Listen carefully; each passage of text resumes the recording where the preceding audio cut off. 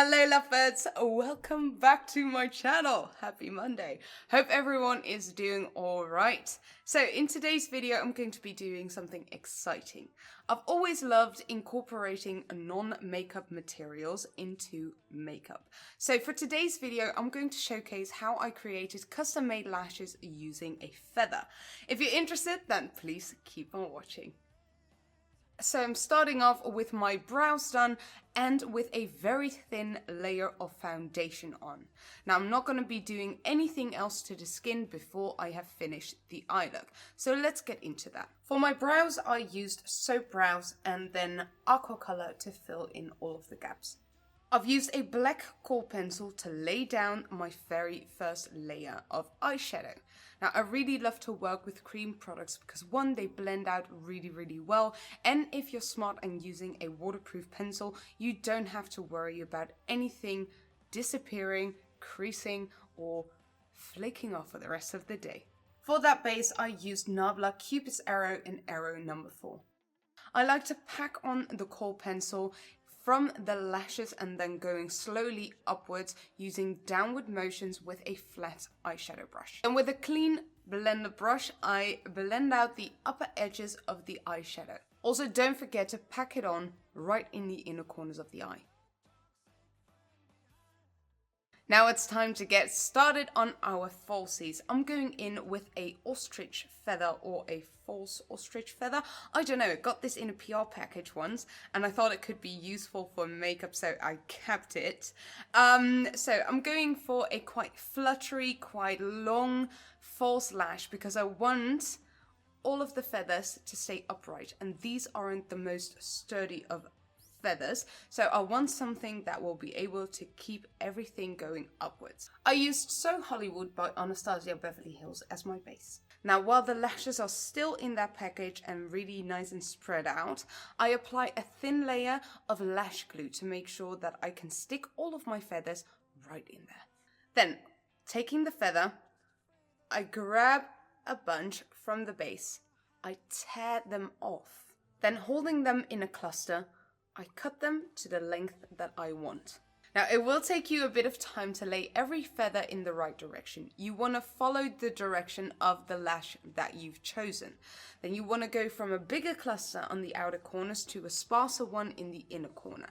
Then you also want to vary in the different kind of lengths that you place onto the falsie, making sure that there is some kind of a je ne sais quoi. Then when I've laid every single feather in the right order, I spray them with a bit of very strong hairspray to make sure that they go upwards and stay upwards. Now what you can do if you still want them to be able to move in the wind is to create a base layer with hairspray on it and then lay another layer with the ones that can flutter and flow in the wind. Now once you've done all of that work, make sure that you give your lashes enough time to dry, because otherwise all of that work might have been in vain. Now, even though we are using a waterproof eye pencil, it's always a good idea to set it with a black eyeshadow. So I'm packing it on, pressing it into the kohl pencil and then blending it out, making that blend seamless. I used MAC Cosmetics matte eyeshadow in Carbon. Then after curling my lashes, I apply a thin layer of mascara, making sure that it will hold up my falsies later on. I used Maybelline the Falsies Lash Lift Mascara. Then once you feel confident that both your lashes and the falsies are dry enough, apply a thin layer of lash glue and make sure it becomes nice and tacky. Then it's time to apply your falsies. Now, I'm not the best at placing falsies on myself. So what I usually do is I hold a mirror right around my chin area, fold it up in a 45-degree angle, and then while looking down, you can really see your original lash line and place them right on top of there.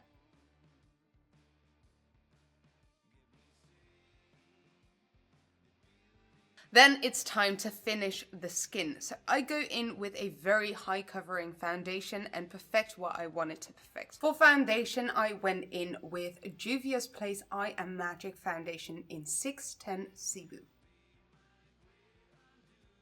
I have this little trick where I use a lighter shade to non-core specific areas, so everything that's light will move forward, and I place that right along the shadow areas of my face, so the under eye, my nasal labial folds, the outer corners of my lips. Then to keep that shaping up, I'm going in with a cream contour to shape the cheekbones even more.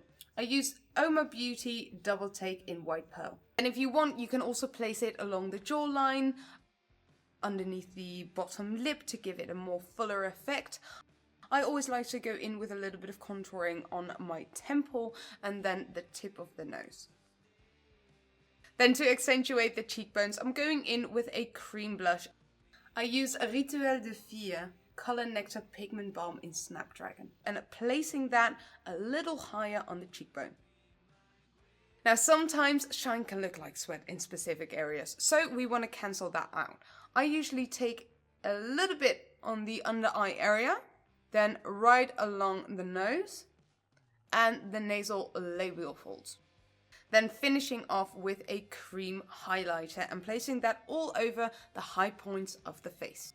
I used YSL Beauty Stick Highlighter in number 4 Bronze. Then because we have all the focus on the eyes, I think a little bit of lip balm will suffice for the lips. I used Jouer Cosmetics Essential Lip Enhancer. Then setting the skin with a hydrating setting spray and you're all done.